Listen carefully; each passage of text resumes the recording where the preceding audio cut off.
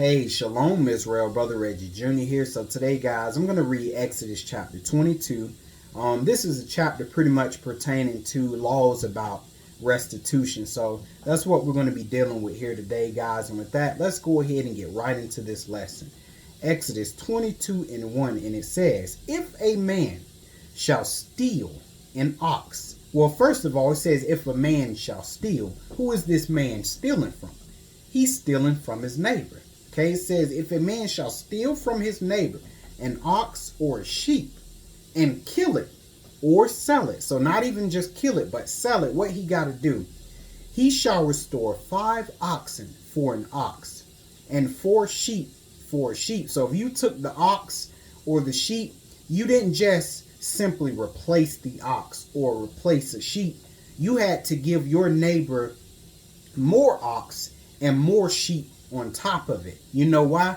Because you were basically paying for pain and suffering. Okay, and it's funny because this is actually where King David got this law from concerning the parable of the rich man that took that poor man's ewe lamb. I'm pretty sure you guys remember that parable. Let's go ahead and go to 2 Samuel chapter 12, because you will see where David got this this law from. You'll see why he said, in other words, what he said.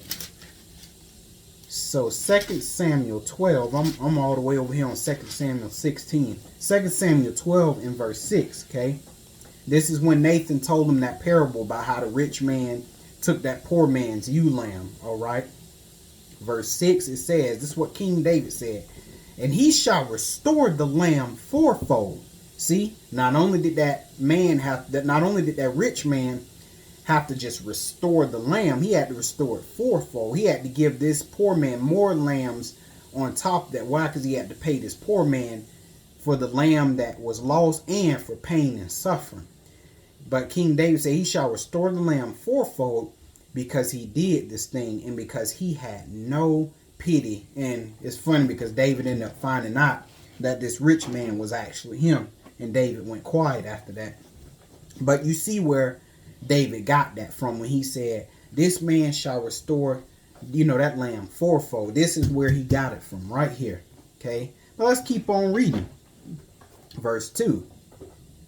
And it says, if a thief be found breaking up, and a thief is a person that is taking something that is not his. If a thief be found breaking up and be smitten that he die, there shall no blood be shed from him. And most thieves, they usually come at night.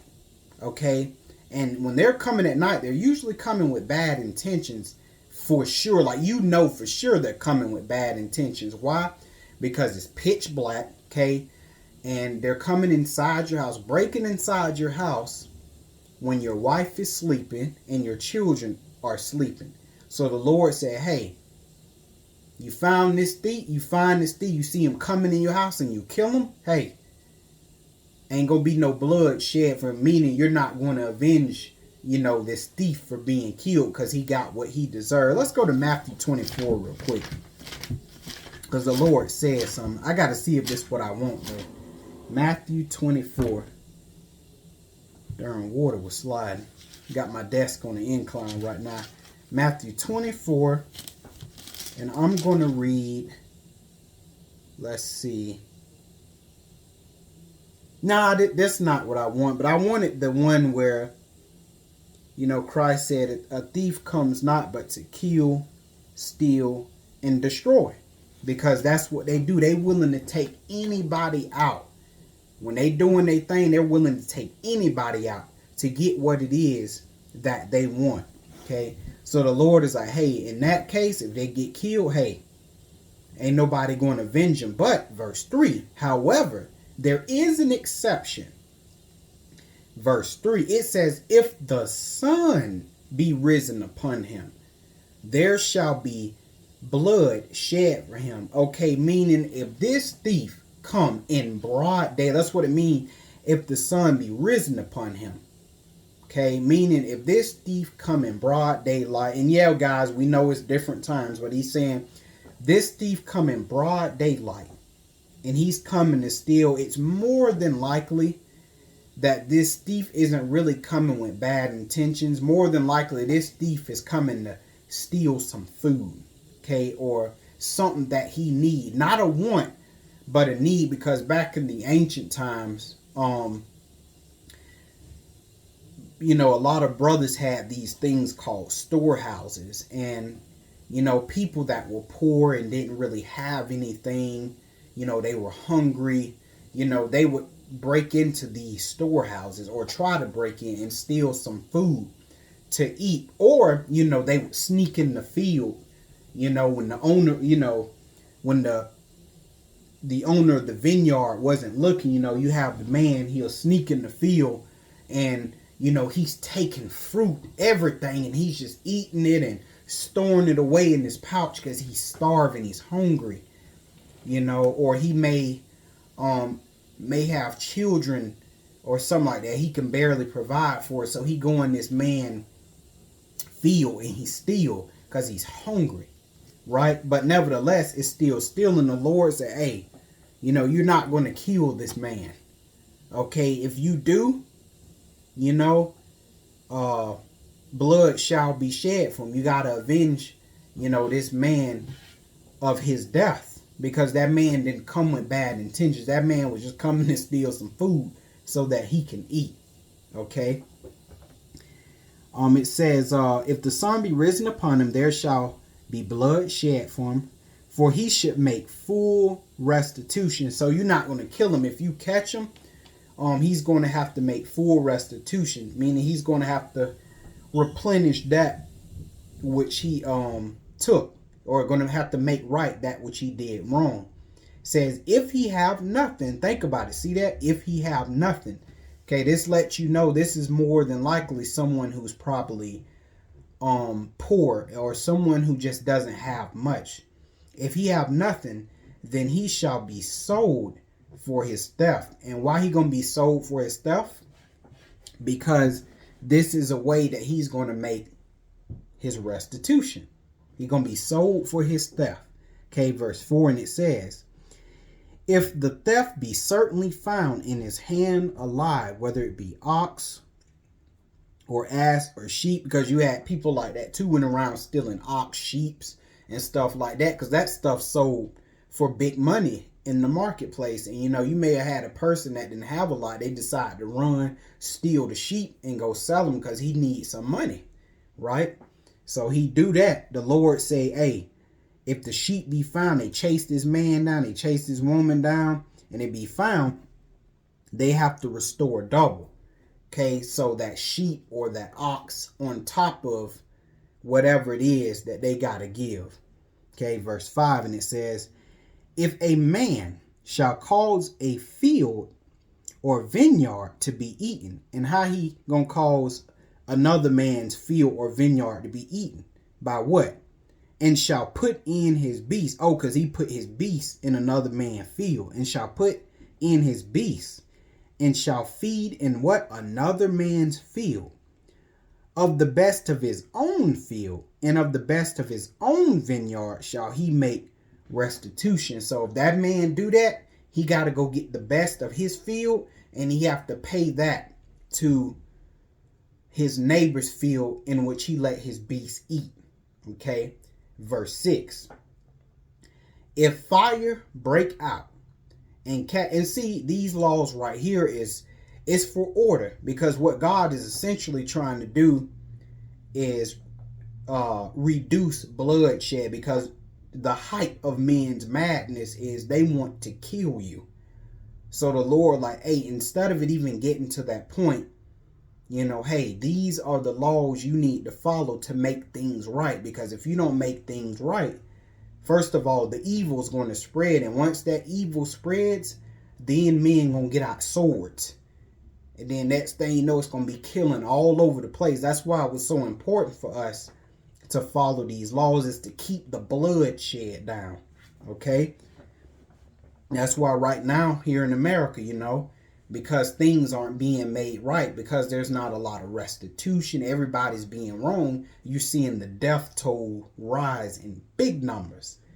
Okay, verse 6. It says, if a fire break out and catch in thorns, so that the stacks of corn or the standing corn or the field be consumed therewith, he that kindled the fire, and the person that kindled the fire, they kindled this fire in somebody else's field.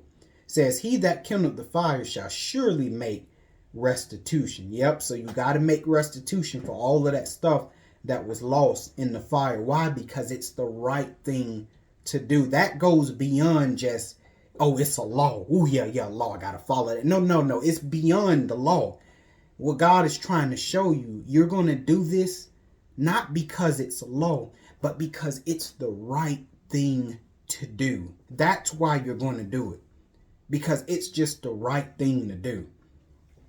Verse 7, and it says, if a man shall deliver unto his neighbor money or stuff to keep, and it be stolen out of the man's house, if the thief be found, let him pay double. Okay, so let's just say, you gave your neighbor a skateboard, right, to hold, let's just say, if your neighbor said, hey, I would love to play with that skateboard you got like that. Can I borrow it for a couple of days or something like that? And you let your neighbor hold it. But however, somebody break into your neighbor's house, see the skateboard, and they steal it and they take off. However, the person taking off, if he happened to be caught, then what? The thief got to pay double. So not only do he got to give the skateboard back, but he has to make restitution. He has to give on top of that. Verse 8. If the thief be found not, so this man make way with the skateboard, nobody ever catches him. Verse 8. If the thief be not found, then the master of the house shall be brought unto the judges. Why? To see whether he have put his hand unto his neighbor's good. So they have to make sure that that neighbor ain't scheming.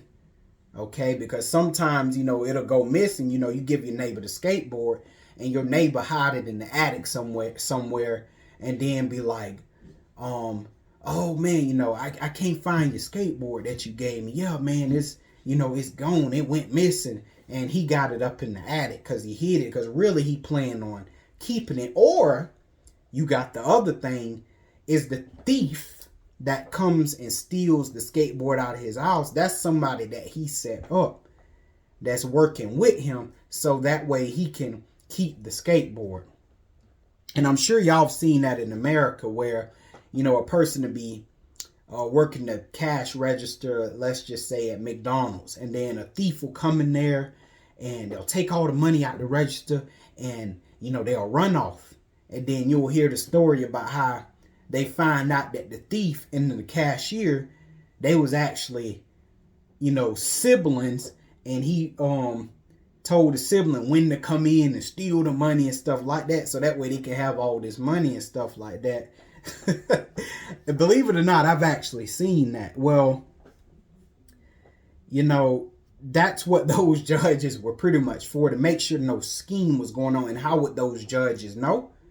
They would talk to the Most High, and the Most High would tell them yes or no. Yes, they have it, or no, they don't. So when it came up to them judges, you really couldn't lie, because the Most High was going to tell them, yeah, he got your stuff. It's right up there in the attic.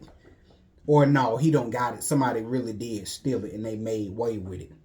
Okay, that was the whole point of the judges. Verse 9.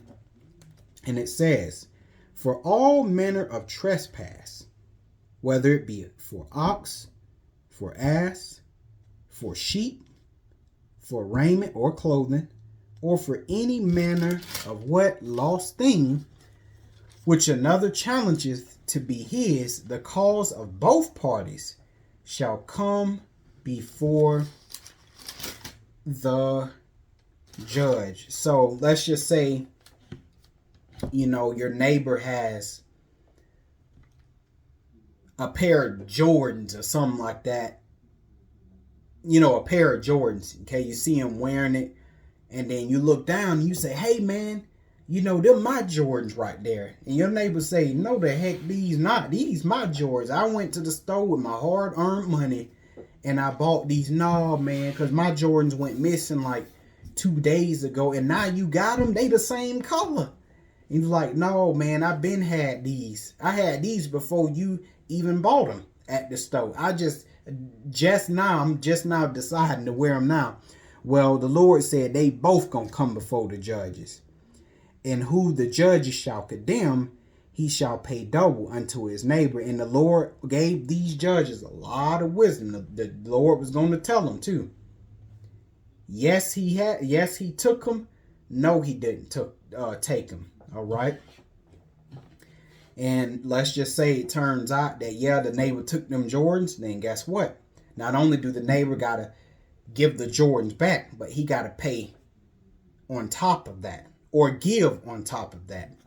Verse 10, and it says, if a man deliver, and back in verse 9 it said both parties shall come before the judges. The reason why both parties had to come too is because the Lord want to hear both sides of the story. Not like here in America, they only get one person's side of the story. Lord want to hear both sides of the story.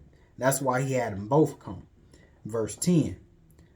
If a man deliver unto his neighbor an ass, or an ox, or a sheep, or any beast to keep, and it die or be hurt, or driven away, and no man see it, then shall an oath of the Lord be between them both, that he have not put his hand unto his neighbor's goods, and the owner of it shall accept thereof. He shall not make it good, meaning he ain't gonna go after his neighbor for that which had happened. All right. So let's just say, you gave your neighbor a dog, right? Let's say you gave your neighbor a German Shepherd, and you find out, just the whole, watch my, German Shepherd while I go off on this vacation or whatnot, and you come back, you find out the German Shepherd dead, or you find out that, your neighbor let the German Shepherd out,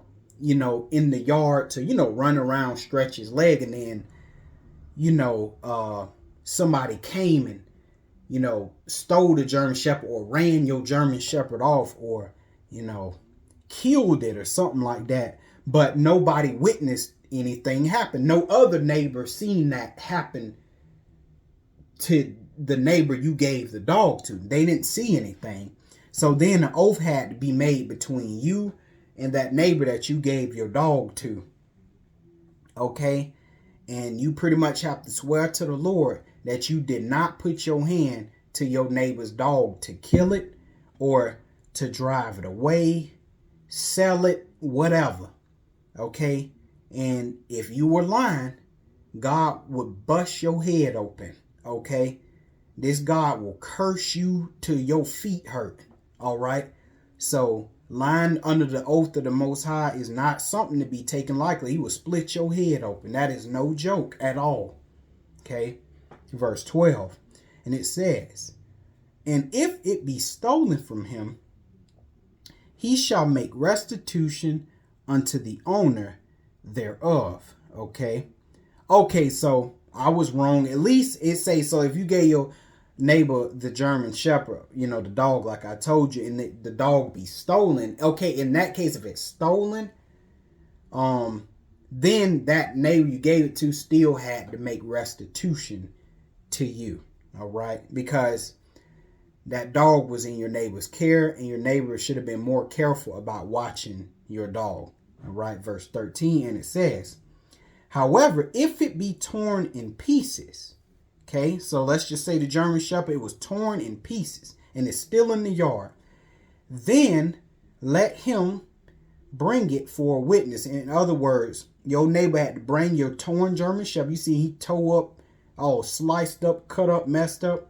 Said your neighbor had to bring it for a witness, and he shall not make good that which was torn, meaning he wouldn't have to make restitution for that because that was outside of his control.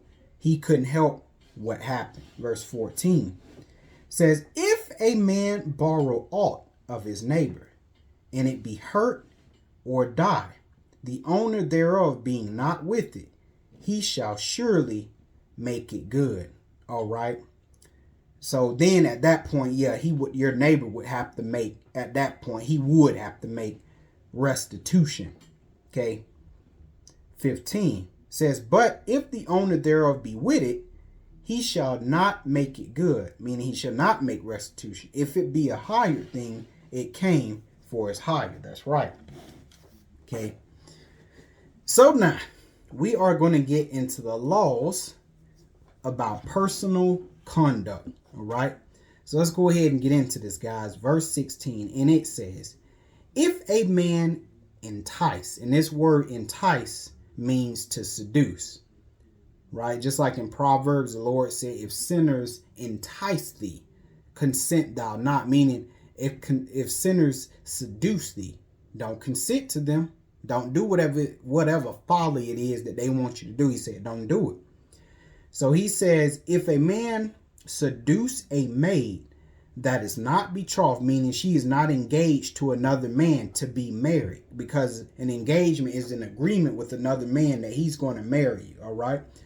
So if he seduced this maid that is not engaged to another man and he lie with her, he shall surely endow her to be his wife, because he had to give a dowry to the father, right? He had to give a large payment to this woman's father for taking her virginity. And this man had to get married to her for taking her virginity and stuff like that outside of marriage. Okay, Lord, like, you got to get married now. 17. However, it's an exception. If her father utterly refused, because that verse 16, that's if the woman's father was willing to accept the dowry. However, verse 17, if her father not accept the dowry, but accept you marrying his daughter. Okay, I'm trying to make sure I don't mess my words up. 17, if her father utterly refuse to give her unto him. So his father's like, look, I ain't giving you my daughter. Heck no. It says he shall pay money according to the dowry of virgins. So then he pretty much had to give the father a large sum of money. Okay. But nevertheless, he wasn't able to marry this man's daughter. So instead, he had to give the father a large sum of money.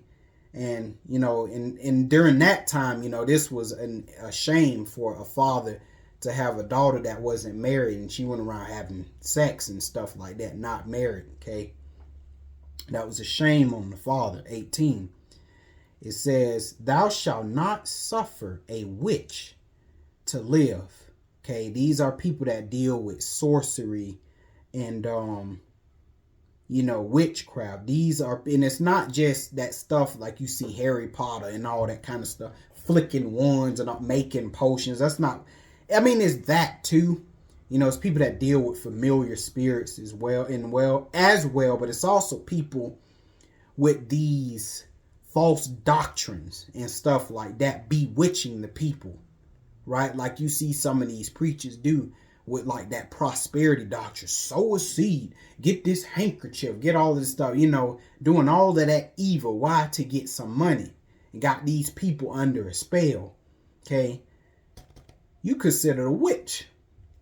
It's bewitchment you're putting on the people. Okay. 19 says, whosoever lieth with a beast shall surely be put to death. So this bestiality is not to be played with, especially here in America. You got these women, these men too, they like to play around with their dog and stuff like that. Look, Lord said, don't be engaging in that stuff. I will kill you.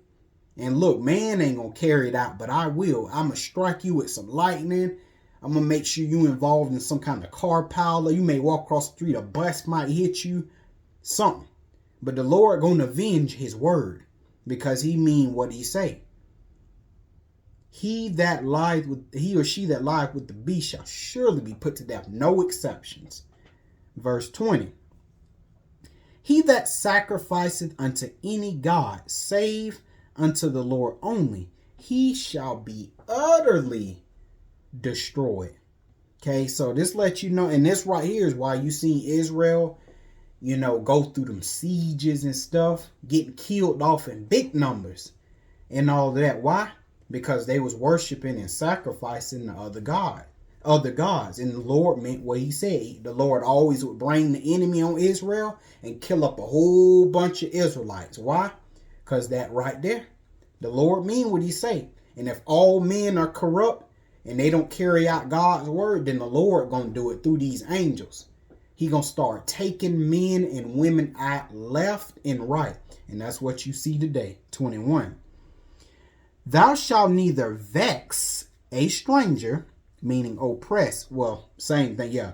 Thou shalt neither vex a stranger nor oppress him, for ye were strangers in the land. So that was whether this was an Israelite or this stranger, whether this stranger could have been an Israelite or it could have been a foreigner. It didn't matter.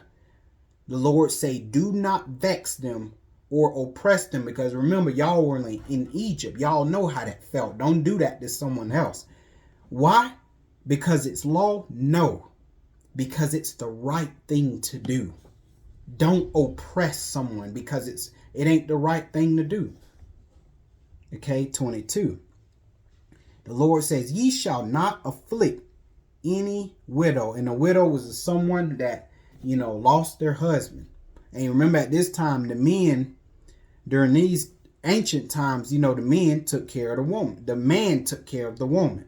That's how it worked. He provided for this woman. So with this man gone, this woman pretty much was open season in a sense. Okay. That's why the Lord said, don't afflict them. Or fatherless child, meaning children that did not have a father. The Lord said, hey, don't oppress them, man. 23.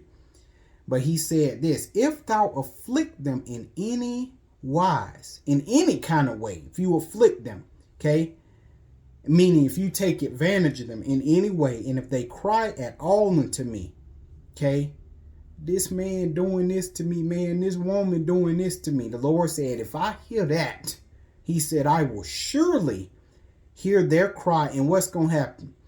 And my wrath shall wax hot. Okay. And that wrath shall wax hot may be 5 years that the Lord doing this. Okay. Lord is upset. He said, my wrath shall wax hot, because he always give you a chance. Hey, quit doing that, man. Repent. Stop oppressing the widows and the fatherless. Okay, he said, but his wrath gonna wax hot. And what? He says, I will kill you with the sword. And what did you see happen to our ancestors? The Lord brought the enemy in, and what did they do? Kill us with the sword. Because on top of that, we was doing what? Sacrificing to other gods, which the Lord said he would destroy us for. And then on top of that, we was what? Afflicting the widow and the fatherless child, which the Lord said he'll kill us with the sword with. That's why the Lord brought all this evil on our people. That's why the Lord always sent the enemy in with the sword and took us out. Why? Hey, because the law said what it said. He warned our people. And it wasn't like he just sent the enemy and they took us out. No, man, yeah, them prophets go out there. Hey, man, y'all need to repent, man. Stop doing A, B, and C. But what did our people do? I ain't hearing that. I'm trying to get this money. I'm trying to get ahead. And the Lord said, okay, I got something for you. And bust their head open. And where we at? Right here in captivity. Verse 24. He said, guess what? And he's predominantly talking to the men. Why? Because the men were the ones that held a lot of these high positions. Okay, they had the power to afflict the fatherless and the widow. And the Lord said, what? I'll kill you with the sword, and your wives shall be widows, and your children fathers. So that just how you was doing to the widows and the fatherless, well, guess what? Your wife gonna get the news. Once I kill your behind, she's gonna get the news, your wife, that, oh yeah, your husband dead. What happened? Yeah, they said some brick or something fell and killed him, but really it was the Lord. No, I killed that joker. It was a brick, but it was actually me. And your son, your daughter, they gonna get the news. Yeah, your daddy dead, man. Yeah, man. that brick fell on his head. But really, that brick was actually the Lord. The Lord said, go toss that brick and make it fall on his head. That angel just, whoop, boom, dead. So the Lord, he avenged those who are powerless. That's why you got to make sure when you are in a position of authority that you have the position over somebody, whether you're parents or whether you're a husband or something like that, or whether you're a supervisor, manager, whatever it is, you got to make sure you're doing right, because the Lord won't judge you harshly, because the person below you don't have no power. So the Lord is going to fight for them. Be very careful. Okay.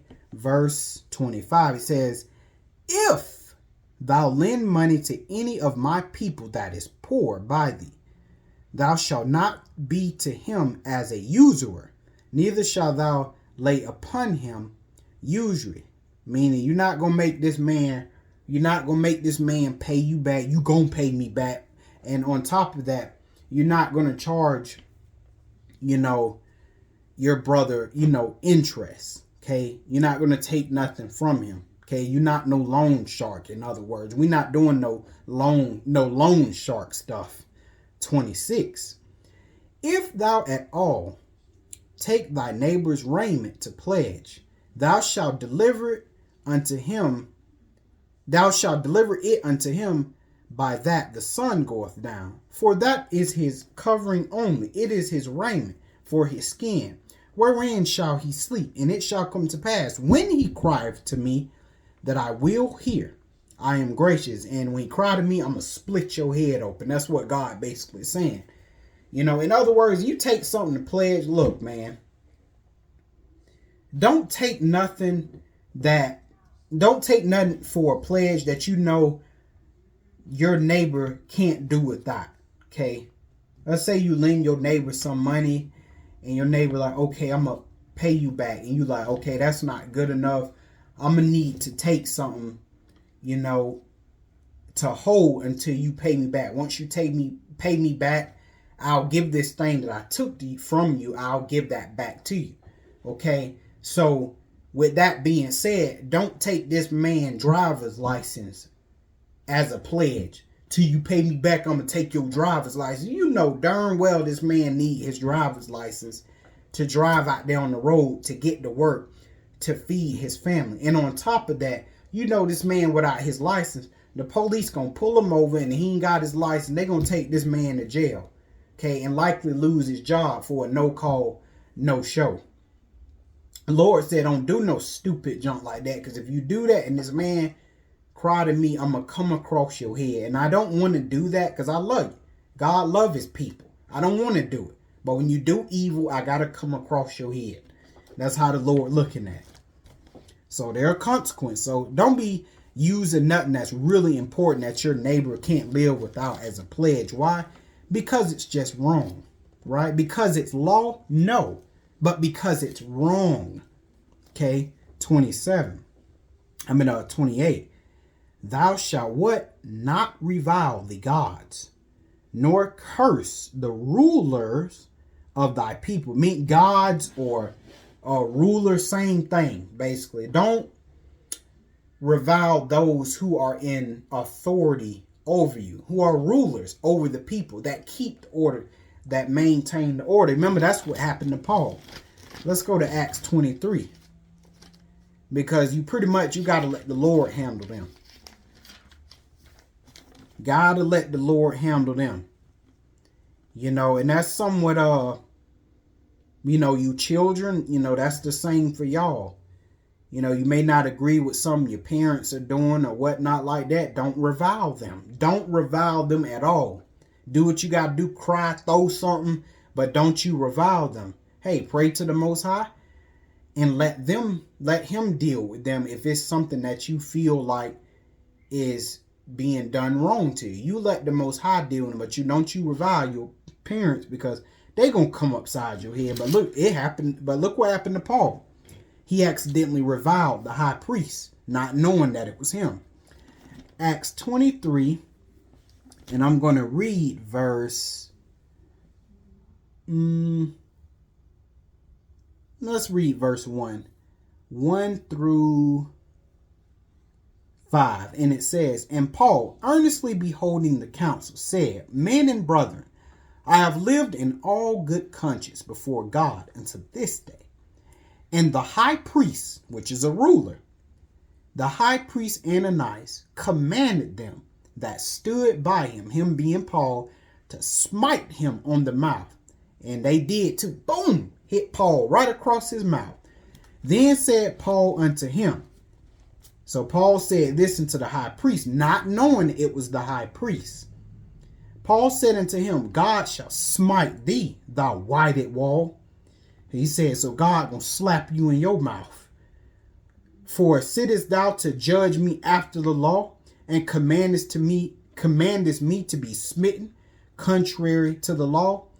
Meaning you treating your neighbor wrong, your fellow brother wrong, contrary to the law. And guess what happened? Verse 4. And they that stood by said, revilest thou God's high priest? And what did Paul say? Did Paul say, heck yeah, I did, because he commanded me to be smacked across the mouth. He shouldn't be doing that. That's wrong with it. No, what did Paul say?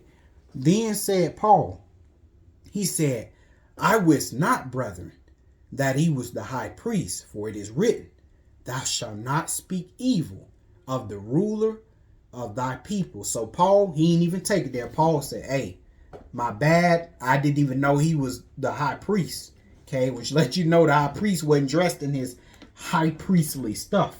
Okay, but still, nevertheless, Paul didn't pursue it. You know what Paul probably was thinking in his mind? I'm gonna let the Lord deal with this. Because when you're dealing with people like that in those kind of positions, especially if God set them up, you let the Most High deal with them, lest you be dealt with. Now, back to Exodus 22, and I'm going to read verse 29, and it says, thou shalt not delay to offer the first of thy ripe fruits and of thy liquors. The firstborns of thy sons shalt thou give unto me. Meaning you're not going to delay, because you know how some people are like, ooh, I ain't going to lie, boy, this look pretty good right here, this fruit and stuff like that. And ooh, look at my son.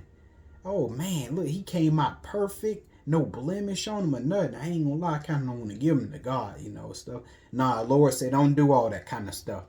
Go ahead and hand the first of everything over right on to me. Don't even think about it. Don't hesitate. Just give them over to me. Because nothing good going to come out of it when you hesitate. 30. Likewise, thou shalt do with thine oxen and with thy sheep. 7 days it shall be with its dam. And on the 8th day, thou shalt give it me. Okay? Because on the 8th day, that's when animals were considered, the right type of animals. That's when they were considered eligible for sacrifice. But they at least needed to be with their mother for 7 days. But then after that, they were eligible to be sacrificed. 31. It says, and ye shall be holy men unto me. Neither shall ye eat any flesh that is torn of beasts in the field. So the Lord said, you're going to be holy men to me. You're going to be separate from everybody else and to me. He said, hey, look, you're not going to eat of any flesh that is torn of the beasts in the field. Ye shall cast it to the dogs. In other words, you're not going to see a cattle, okay, that was killed by maybe, let's just say, some lions. Okay, you're not going to take that cattle and then put that cattle, chop it up and all that, and then put it on the grill. The Lord say that's that stuff the nations do. But you're not going to do that kind of stuff. Because why? It's unclean. It's not right. That's why you're not going to do it. The Lord like doing stuff in decency and in order. But that's it for this chapter, guys. It was pretty straightforward. I mean, it interpreted itself. That's why I didn't really do a whole lot of stopping. I just kind of let the Bible speak for itself. But that's pretty much it, guys, for this chapter. And I'll see you in the next one. Shalom.